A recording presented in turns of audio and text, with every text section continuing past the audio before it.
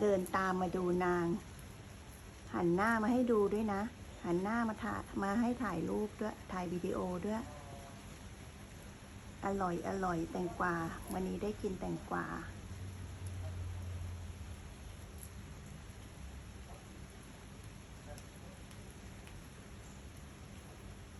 แค่นี้แหละเธอทำบุญไม่ต้องไปวัดก็ได้เล็กๆน้อยๆทำไปเถอะแบ่งปันให้น้องหมาน้องแมวตอนนี้ฉันเห็นมีกระรอกที่บ้านเราก็แบ่งให้กระรอกนะคะ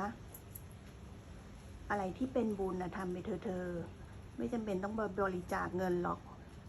เงินเก็บไว้ให้ตัวเองบ้าง บริจาคหมดเดี๋ยวไม่มีกิน